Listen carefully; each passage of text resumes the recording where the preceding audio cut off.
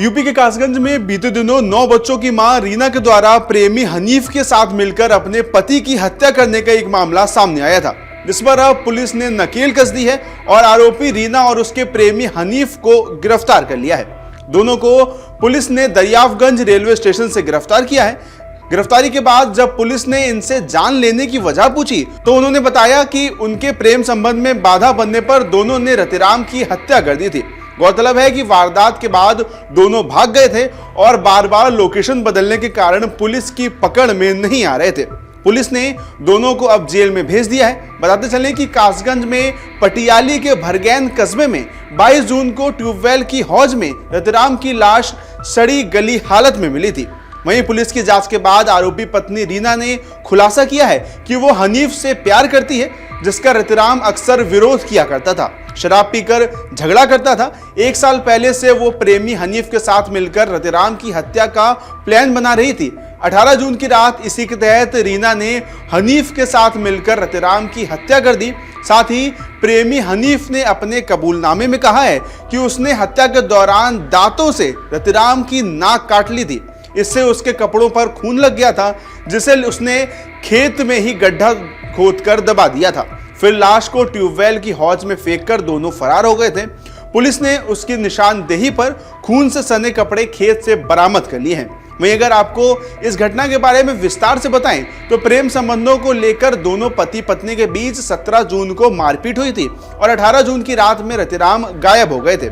20 जून को रीना सभी बच्चों को छोड़कर प्रेमी के संग फरार हो गई। इसके साथ ही रतिराम को बेहद बेरहमी से मौत के घाट उतारा गया था। साजिश के तहत रीना शौच के बहाने रतिराम को खेत पर बुलाकर ले गई, जहां प्रेमी हनीफ संग पत्नी रीना ने पहले पति रतिराम की छाती पर बैठकर उसका गला दबाया, घुटने से सीने पर कई बार जोरदार वार किए।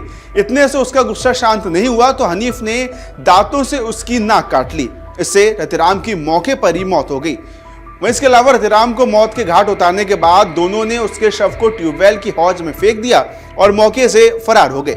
22 जून को कस्बे के लोगों को तेज बदबू आई तो उन्होंने इधर उधर देखा। इसके बाद ट्यूबवेल के हौज में रतिराम का शव मिला। वहीं आपकी जानकारी के लिए बता दें कि रतिराम और रीना के 9 बच्चे हैं, 3 की शादी हो चुकी है जबकि 6 उनके साथ भरगैन में रहते हैं। पति को मौत के घाट उतारने के बाद रीना 6 बच्चों को अकेला छोड़कर प्रेमी हनीफ के साथ फरार हो गई थी। रतिराम की हत्या हो चुकी है और रीना उसके कत्ल के इल्जाम में सलाखों के पीछे पहुंच चुकी है। ऐसे में पुलिस ने उनके 6 बच्चों को उनके बाबा को सुपुर्द कर दिया है। वो बच्चों को साथ में फर्रुखाबाद ले गए हैं। वहीं अब पुलिस ने आरोपियों की गिरफ्तारी के बाद खुद पूरे मामले की जानकारी भी दी है। दिनांक 22 तारीख को थाना पटियाली के भरगैन में एक ट्यूबवेल के पानी के टंकी में एक पुरुष का शव मिला था, जिसकी शिनाख्त अरविंद जो कायमगंज के रहने वाले हैं, उन्होंने अपने भाई रतिराम के रूप में की थी।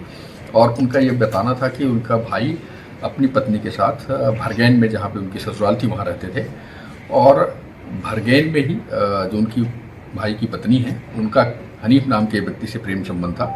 और ये घटना के दिन से दोनों के दोनों गायब हैं और उनके भाई की शव बरामद हुआ। इस पे सुसंगत धाराओं में अभियोग पंजीकृत किया गया और सीओ क्राइम साहब और सीओ पटियाली साहब के नेतृत्व में SHO पटियाली और साइबर और SOG की टीम ने इन दोनों आरोपियों को रतिराम के हत्यारे जो मोहम्मद हनीफ है और रतिराम की पत्नी, इन दोनों को अरेस्ट किया है। इन्होंने पूछताछ में घटना को एक्सेप्ट किया और ये बताया कि इनका प्रेम संबंध था और इसमें जो है रतिराम आड़े आते रहते थे। वो अपनी पत्नी के साथ मारपीट भी किया कई बार।